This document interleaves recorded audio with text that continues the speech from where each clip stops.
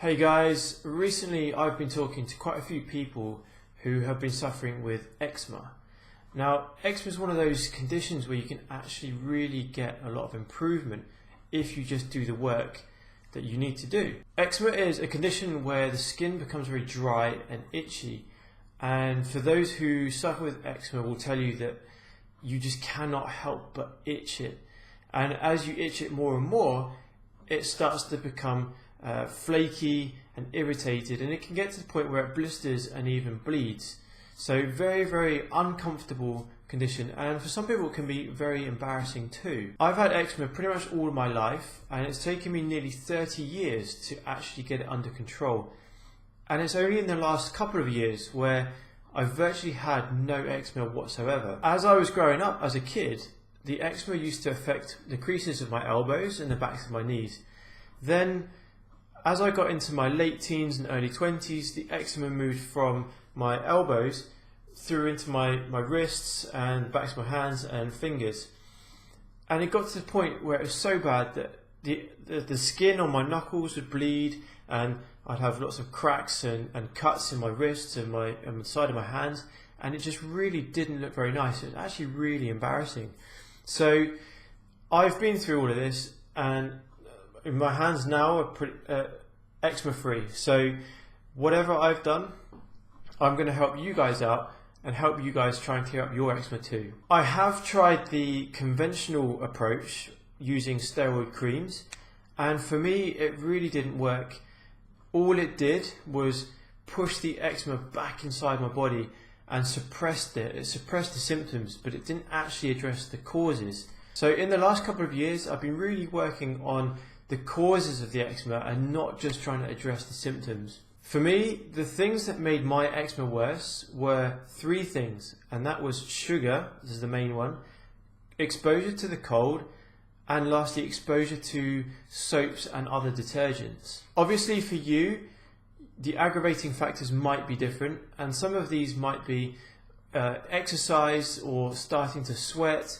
It might be certain foods or certain chemicals that you're putting on your body, or even things like stress. One thing to note though is that certain triggers may actually take 2 or 3 days to start to present themselves to you. So for example, if like me, when you've gone on a sugar binge, you may not actually notice any flare-ups until 2 or 3 days later. Once I worked out what was actually aggravating my eczema, it was quite easy to try and make some simple changes. And the first was to remove or to reduce sugar as much as I possibly could. Then the second was to try and minimize the amount of time my skin was exposed to soaps and other detergents. So as I was doing things like washing up, a simple thing would be to just put on some washing up gloves, and that would really minimize the amount of time my hands were exposed to the soap. Secondly, when I went to a shower or washed my hands, obviously you can't avoid putting soaps on there. But as soon as I come out of the shower, or as soon as I wash my hands, the first thing I would do would be to put some moisturiser on my skin. This would just stop it drying out, because I found that showers particularly would really dry my skin up. And then the last thing I would do would be, in the colder months, just wear some gloves or put my hands in some pockets, or just make sure that anything that would get dry was just wrapped up so that there's as minimum exposure to the cold as possible. But what can you do for your eczema? Well, it's quite important to understand why you get an eczema in the first place. And eczema is really an inflammatory condition. And if you're presenting with eczema, then the chances are you've probably got quite high levels of inflammation in your body. So one of the best things you can do is to try and work out how to reduce the inflammation in the body. So when it comes to inflammation, one of the worst things for it is sugar. So if you've got a diet that's high in sugar or high in carbohydrates that are easily converted to sugar, things like pasta and rice, potatoes and bread particularly, or anything really made from wheat, then try and reduce them as much as you can. Grains are also very irritating to your digestive system, and the irritation that it causes will increase your levels of inflammation.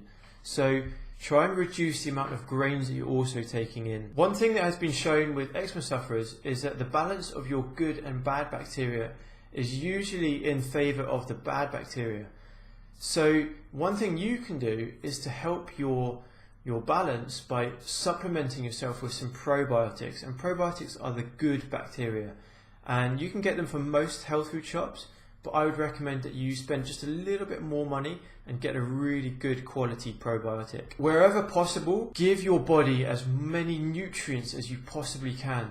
So eat a diet that's very, very balanced and very high in green leafy vegetables and foods that are rich in colours and antioxidants. And also increase the amount of fatty foods that you can eat.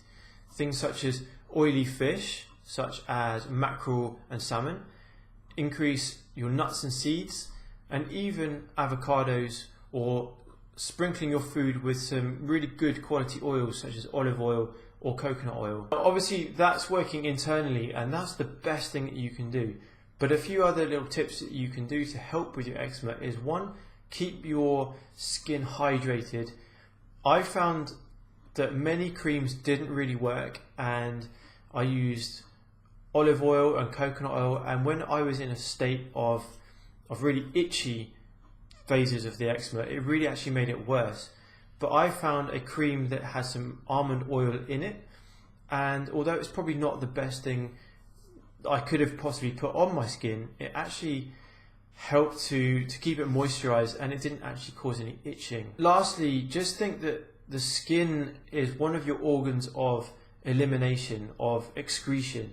So just help your body by sweating and trying to get some toxins out of your body. And a really good way to do that is just to go and sit in a sauna for 10 to 15 minutes and just let your skin sweat. But when you come out of the shower, just rinse it off with some shower water, not any soaps.